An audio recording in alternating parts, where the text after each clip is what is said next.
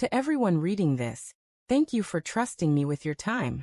I promise this story will grip you, make your heart ache, and linger in your thoughts long after the last word. The first time I saw her glare at me across the kitchen table, I knew it wasn't just a fleeting annoyance. "I want the house," she said, her voice sharp enough to cut through the morning sunlight streaming in. She wasn't smiling. She never smiled anymore. Not at me, not at the life we'd built. I sipped my coffee slowly, pretending not to notice the tremor in her hands. "The house?" I asked carefully, keeping my voice even. "You mean you want to move out? You want me to leave?" Her eyes narrowed. "I don't care what I want," she snapped. "The house is mine legally and morally. You know that." For a long moment, I just stared at her, trying to reconcile the woman I married with the person in front of me. I wanted to ask why, but I didn't. There was something dangerous in her calm fury, a storm waiting to break, and I didn't want to be caught in it. The following weeks were tense. I noticed the little things first: the missing keys, the unopened letters, the faint smell of perfume that wasn't mine. I chalked some of it up to paranoia, some to her growing bitterness. Yet deep down I knew something was off. I could feel it, a prickling sense at the edge of every conversation, every glance. One evening, while she was out, I stayed behind, pretending to watch television but really scanning the house for clues. That's when I found the folder, her financial papers tucked under a loose floorboard. I hesitated, fingers hovering over the documents, knowing that reading them might be the end of trust between us forever. But I couldn't stop myself. The papers revealed transactions, meetings, and whispered agreements with someone from her past.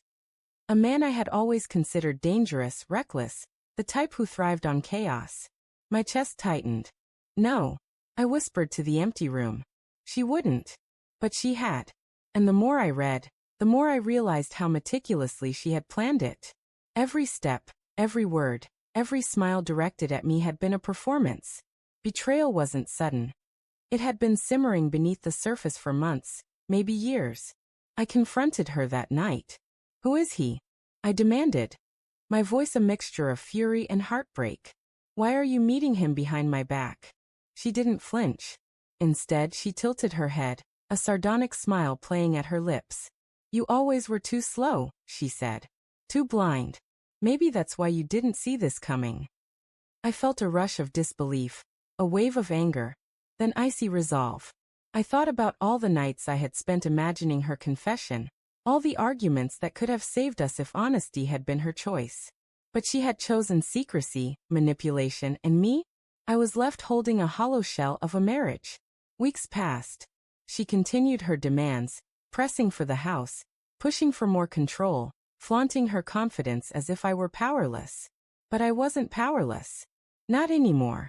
Every sleepless night, every silent dinner, every quiet observation had been preparation.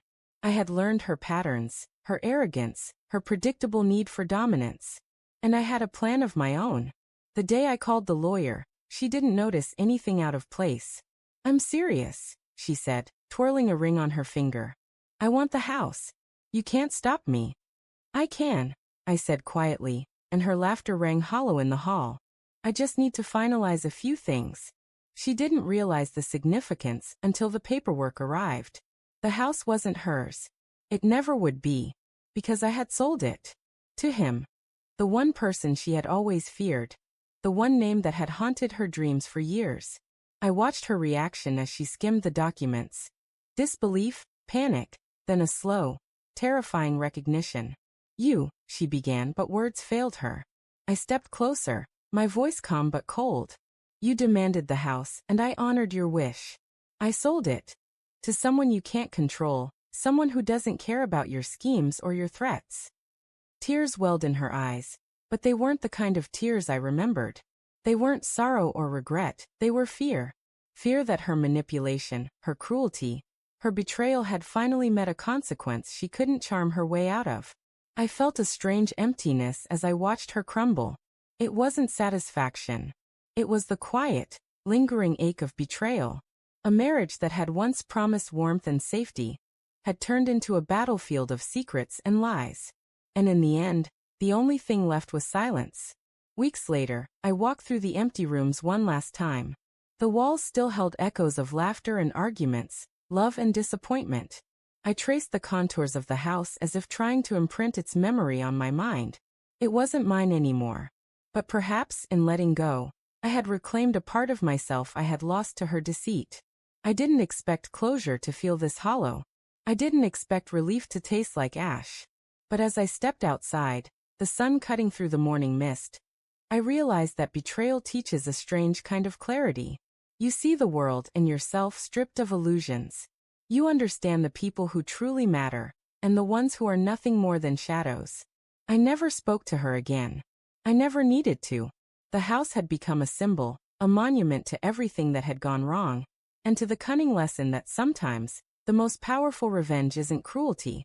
It's simply giving someone exactly what they demanded, in a way they could never have imagined. And as I walked away, leaving the past behind, I knew that the heart can survive betrayal. It can endure fear, loss, and the collapse of trust. It can even find freedom in the ruins. And sometimes that freedom is the only justice you need.